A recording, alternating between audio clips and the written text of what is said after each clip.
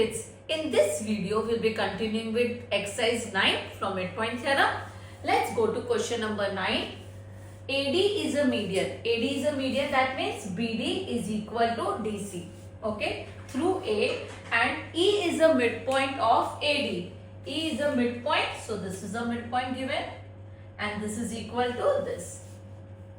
If BE is produced means AC in F, prove that AF is 1/3 of AC. First thing, from D you are going to draw a line which is parallel to EF. Okay, these two lines are parallel. Now you have to prove that AF is 1/3 of AC. How will you understand this?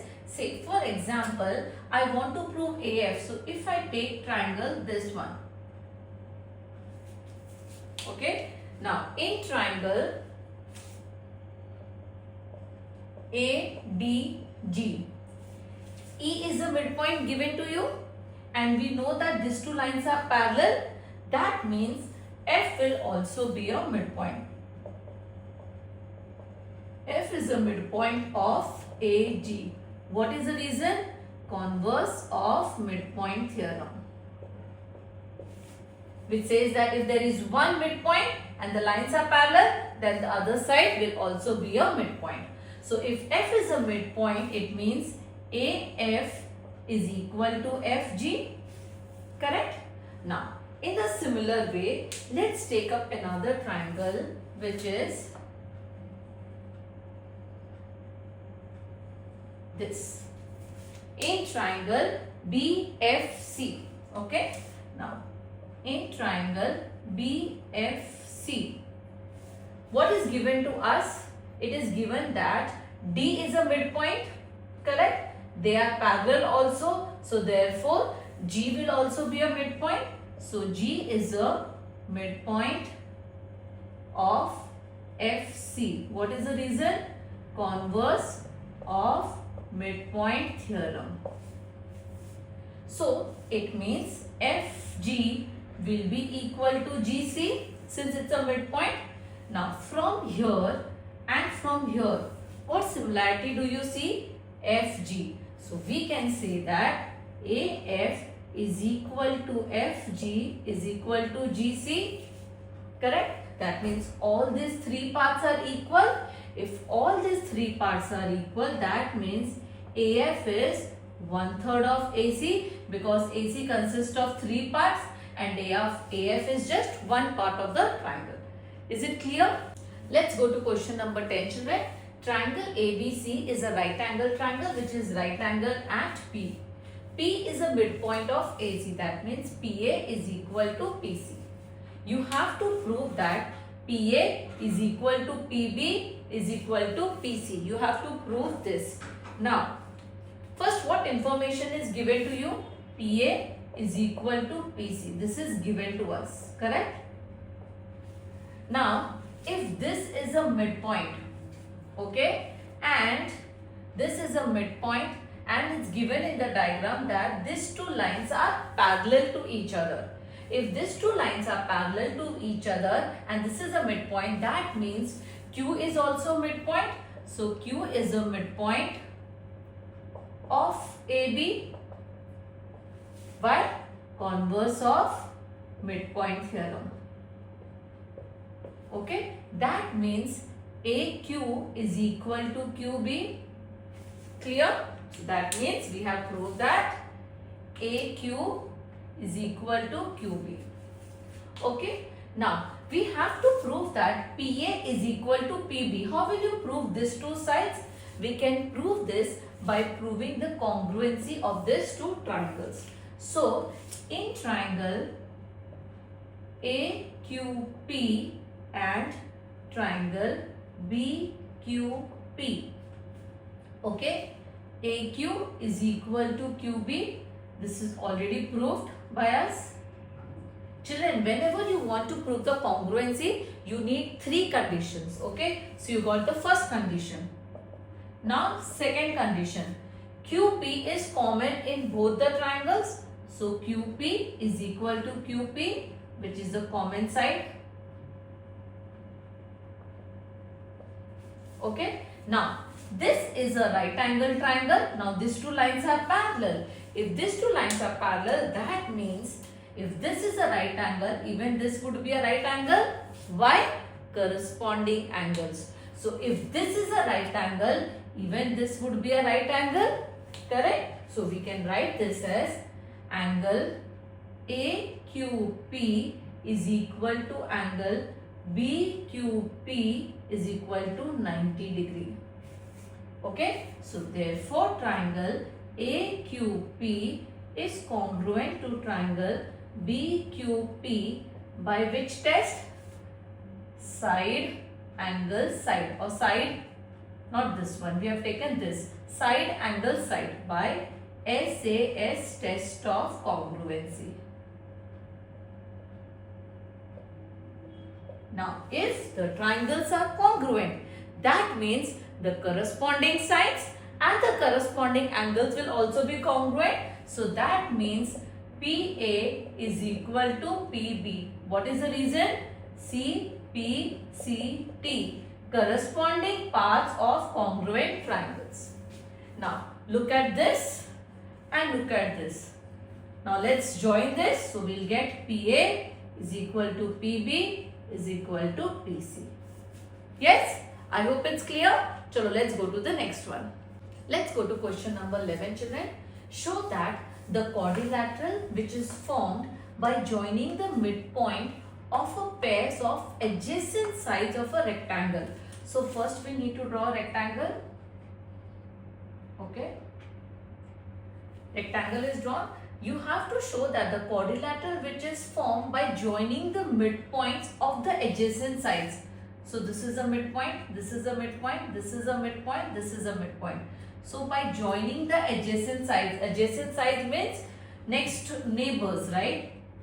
So this quadrilateral which is formed, four-sided figure is a quadrilateral. You have to prove that this is a rhombus. Say P, Q, R, S. You have to prove P, Q, R, S is a rhombus and A, B, C, D is a rectangle. Now what are the properties of a rectangle? Opposite sides are equal and they are parallel also. That means AR is equal to RB and DP is equal to P. All these four sides are equal and this sides are equal. Correct? Now since you have to prove that this is a rhombus, so what is the property of a rhombus? All sides have to be equal. So first thing we are going to draw a diagonal which is AC. Okay, let's draw diagonal AC. Once you have drawn the diagonal AC, see in triangle ABC, this triangle, okay, Q is a midpoint, P is a midpoint. So as per midpoint theorem, QP will be parallel to AC. Correct? What is the reason? Midpoint theorem. Same way in triangle ABC. RS will also be parallel to AC. Since both are midpoints, so even they would be parallel to this. So what is the midpoint theorem says over here? We can write QP is half of AC and RS is half of AC. Now what is common in both? Half AC is common. So that means QP is equal to RS. You have proved that this is equal to this. Opposite sides are equal. You have proved that. Now you have to prove the adjacent sides are also equal. So what are we going to do? We will prove these two triangles are congruent. Okay. Say in triangle QAR and triangle SBR. Okay. QA is equal to SB and AR is equal to RB. Correct? Opposite sides of a rectangle are equal. Now, each angle in a rectangle measures 90 degree. So, angle QAR is equal to angle SBR, which is equal to 90 degree. Therefore, triangle QAR is congruent to triangle SBR. By which test? It is side, angle, side. So, SAS test of congruency, by SAS test of congruency. Okay. Now, if these triangles are congruent, that means the corresponding sides will also be congruent. So, which means that side QR will be equal to RS. QR is equal to RS. What is the reason? CPCT. What is CPCT? Corresponding parts of congruent triangles are equal. Okay. Now, what have we done? Opposite sides were equal. Now, the adjacent sides are also equal. So, what does it mean? This side is equal to this and these two sides are also equal. In the same way, you will take these two triangles also and you will prove that PQ is equal to PS. You can write it similarly in triangle DPQ and triangle CPS. You will prove that QP is equal to PS. Since all sides are equal, all sides QP, PS, RS and QR, all sides are equal. So, we say that it is a rhombus. I hope it's clear. Let's go to question number 12, children. Show that the quadrilateral which is formed by joining the midpoint of pairs of adjacent sides of a rhombus. Now, we need to draw a rhombus first. So, rhombus is where all sides are equal.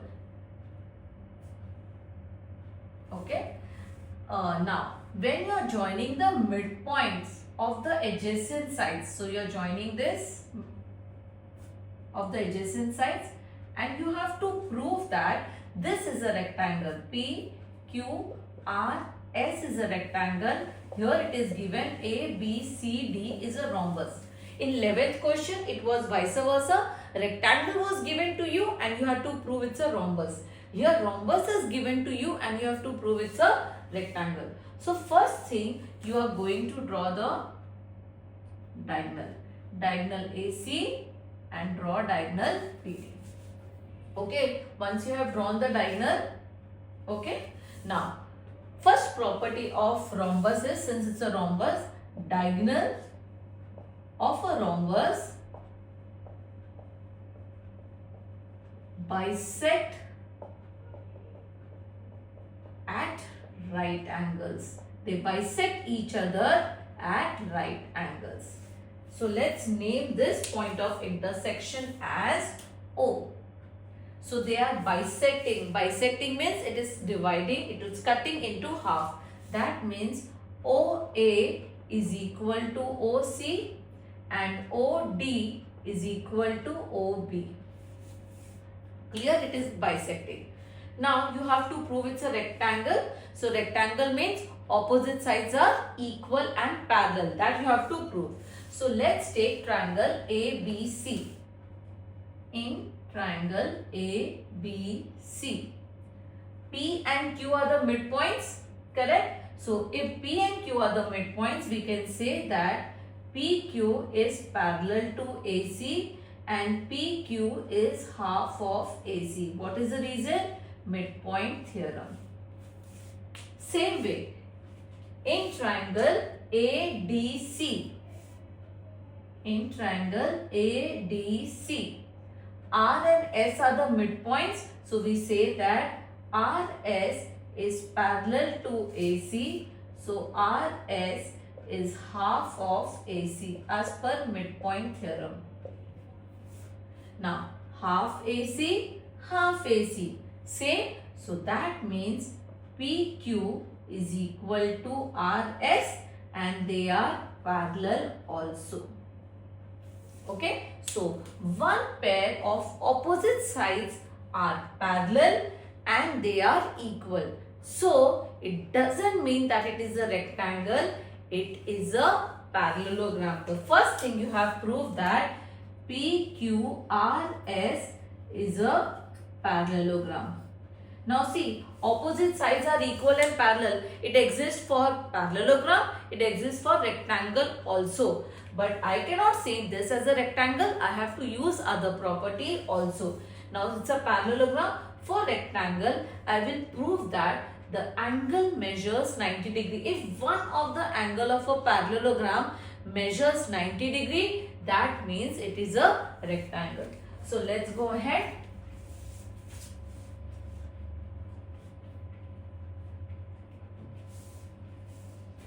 Now you have to prove it's a rectangle. Now let's take triangle ABD. Okay, in triangle ABD, P and S are the midpoints. That means PS is parallel to BD. Correct? In the same way, now in triangle ABC, P and Q are the midpoints. So that means PQ is parallel to AC. Correct? But as per rhombus, the properties of a rhombus, the diagonals bisect each other at right angles. That means AC is perpendicular to BD. If AC is perpendicular to BD, that means PS is also perpendicular to PQ. If this is perpendicular, that means measure of angle SPQ would be equal to 90 degree. Now, one of the angles of a parallelogram is 90 degree. That means PQRS is a rectangle, because in a parallelogram, none of the angles measure 90 degree. If one of the angle measure 90 degree, for sure it's a rectangle. I hope it's clear. Let's go to question number 14, children. ABCD is a trapezium in which AB is parallel to CD. M and N are the midpoints. M is a midpoint of AC and N is a midpoint of BD, not CE, BD. You have to prove that MN is half AB minus CD. Now, AB minus CD. So that means either you have to prove that DC is equal to AE, or you have to prove that DC is equal to EB. Okay, these are the ways you will understand. Now, if I take AE and CD, no triangle is formed. How will I prove it? I cannot use midpoint theorem or any other theorem, so I will not use it. Then if I take EB and CD, yes, I can see the triangle. See here, this one triangle and this one another triangle. If I prove their congruency, then I can say that CD will be equal to EB. Yes, come on, let's do that. In triangle DN and triangle NEB. Okay. Now, since these two are parallel, so DCN will be equal to NEB, alternate angles. So, angle DCN is equal to NEB, alternate angles. Correct? Then, this angle is equal to this angle, vertically opposite angle. So, angle CND is equal to angle CND is equal to ENB, vertically opposite angles. Okay. Now, N is a midpoint of BD. That means DN is equal to NB. We got the three conditions for proving the congruency. Therefore, triangle DCN is congruent to triangle NEB by, there are two angles and one side, so by AAS test of congruency. Okay. Now, if they are congruent, the two triangles are congruent, that means CD is equal to EB, correct? And CN is equal to NE. What is the reason? CPCT. Corresponding parts of congruent triangles are equal. Okay, this much is proved. Now, we have to get MN. Now, let's take triangle ACE.